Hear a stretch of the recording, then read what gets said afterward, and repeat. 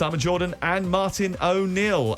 Should you boo one of your own? That's a question that's doing the rounds this morning after Raheem Sterling and his manager Mauricio Pochettino were booed by the Chelsea support during their 4-2 win over Leicester in the FA Cup quarter-final at Stamford Bridge. This was the Chelsea fans on the moment that Mudryk was subbed and a chant towards Pochettino took place. Mudryk is coming off and the Chelsea fans react with fury. Boos all around us. Chelsea fans stand up, arms outstretched, and I think they feel there's no way Mudryk should be coming off. That is a reaction that tells you a lot about the relationship at the moment between the Chelsea fans and their head coach. Yeah, look, I can see what Pochettino's trying to do. He feels like by taking off Raheem Sterling, he's kind of killing him, but he's got to do what's right for Chelsea Football Club. Chance of you don't know what you're doing from the Chelsea supporters after that substitution. That was in the 78th minute live on talkSPORT yesterday. Martin, you were at the game and Simon said to you, how many fans was it? And you said, it was sizable, and it certainly sounded that way. Yeah, I mean, Sterling, who I think is a very, very good player, he's just having a really tough time at the moment. He's missed a penalty. He's gone through in the second half, missed a really great chance. I mean, but it was his own pace that got him there in the first place.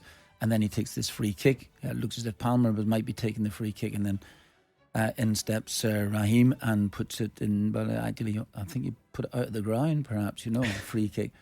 Even so the crowd erupted at the time, and they were booing him during the course of the match.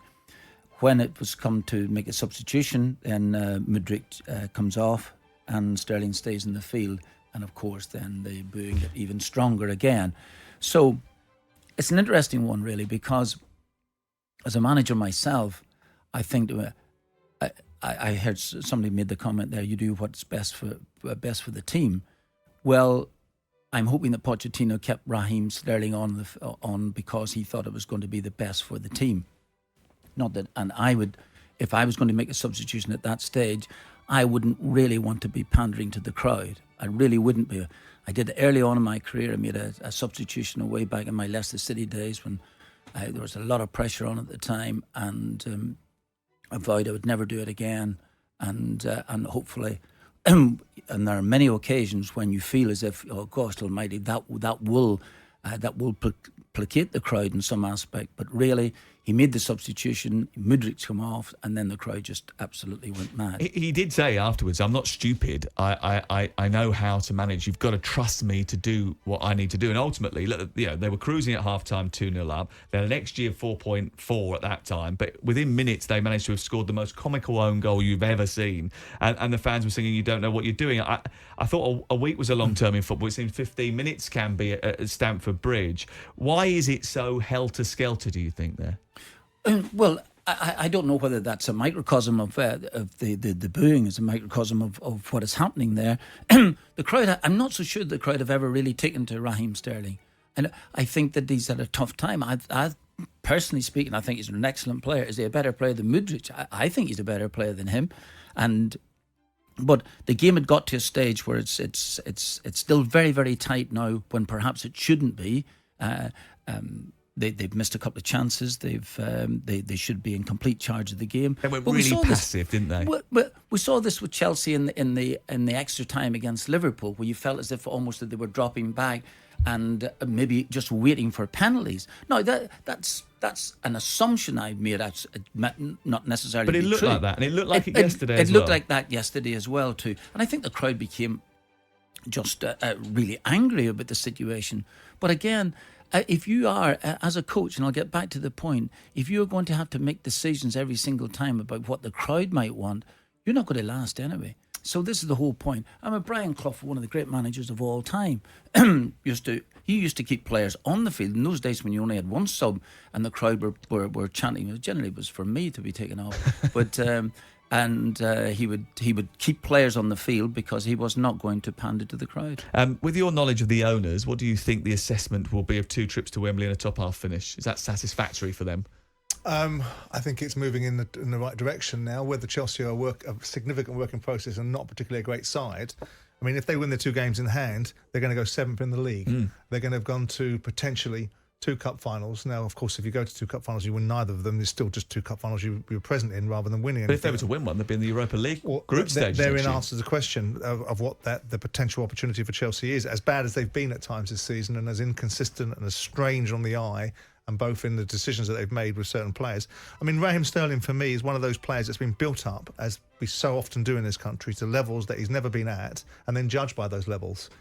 He's a decent player. He's a good player. He doesn't play for Man City for X amount of years without being a good player. I mean, he did that himself, scoring 31 goals in one season for Manchester City, scoring the goals that propelled England in the European Championship. And that's fine, but that doesn't make him a world-class player. I mean, he scored 91 goals in 225 games in Premier League games for Manchester City. So that means he must have gone bugger all for the rest of the time if he scored 31 in one season. The point is that the Chelsea fans, for whatever reason, and I don't think it's constructive, I don't think it's productive. I think Martin's probably right. The manager's got to make the decisions that he thinks are the right ones to make. And if he believes that keeping Raheem Sterling on the pitch, I mean, this wasn't so long ago that Madrid couldn't trap a bag of cement. I mean, this player's gone from one status to another just because the fans have got something in their mind. He's been playing well. Recently, but it's only in recent times. He's not been a world beater since he walked through the door. No, I mean, people have been questioning him. But he scored a terrific goal against here? Newcastle on Monday night, and he played well in the game yesterday. And fantastic. But the manager's made a decision, and then the decision has resulted in an outcome that Chelsea have won the FA Cup quarter-final, and they're in the semi-finals of the FA Cup now. I don't understand. Chelsea fans have sat here 2 years ago pleading for their football club to be saved because they were going to be ultimately shut down. That doesn't mean they should be eternally grateful. But Pochettino is a decent manager. Do I think he'll win the league for Chelsea? No, I don't. Do I think he'll get them into the top 4 in short order? Yes. And do I think that he could win an FA Cup? Possibly. But if the Chelsea fans have made their mind up, I don't understand what they've made their mind up on. That's a question for you. If they've made their mind up, if they already feel like they've lost any sort of small feeling games, that they had for him, is there still a chance for him to rectify that situation? Or, as an owner, do you start thinking to yourself, this is never going to work out? Win games. It's only never going to work out if the manager doesn't win games. If he wins games, then there'll be dissenting voices. And, of course, if he loses games... You think they'll turn around? Even if they've lost respect for him, even if they've not had him because he's got a Tottenham history and things haven't gone well in the opening stages of his career, he can turn it around if he starts winning. You think that's still possible? Well, that's the ultimate equaliser, isn't it? I'm not in... I don't wish to be and never would inhabit the mind of a Chelsea supporter. And so to understand why they might have some disdain towards Pochettino, I think some of the interviews that he's done after the games have been laissez-faire. I don't think there's been enough energy in some of the pushbacks that he's had. I think he was quite happy to be told that his team were a bunch of bottle jobs by Gary Neville and seemed to think that he had more to do with saying he had respect for Gary rather than being very robust about his opinion. I think he's just trying to take the temperature down, isn't he? He's just trying to play everyone. I agree with Simon on that point. I disagree with Simon in terms of Sterling's. I think Sterling's been a brilliant player, a really brilliant player, and he's a dangerous player. He's got no confidence at this minute, and your confidence is very, very low when the crowd are booing and wanting you off the field. That's a very, very difficult situation. It's one that you have to try and pull back.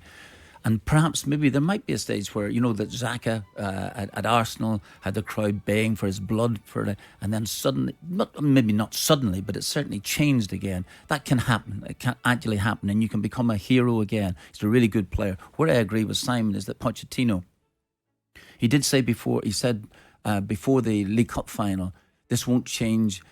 Even if he won the League Cup final, this wouldn't change the opinion of what the Chelsea crowd have of him, whatever that opinion happened to have been before. And that's I totally disagree with that. If you win a competition, it gives you a bit of power, it gives you some sort of leverage to go on and push on, and you got to at least show the owners, I've won a competition, we're on our way, we're starting off, we're really starting to go with it. It's important. The other part was, that's exactly right. You shouldn't be worrying about what somebody said about being a bottle job. It's as if Gary Neville's comments should be changing the world. At the end of the day, but they should be corrected. It's also important to listen to what people said. I didn't say that Raheem Sterling wasn't a good player. I think he's a very good player. What my criticism of is this idea that you build players up to a world-class status and then you start to judge them by it. Marcus Rashford suffers from that because people then have an expectation which is unrealistic.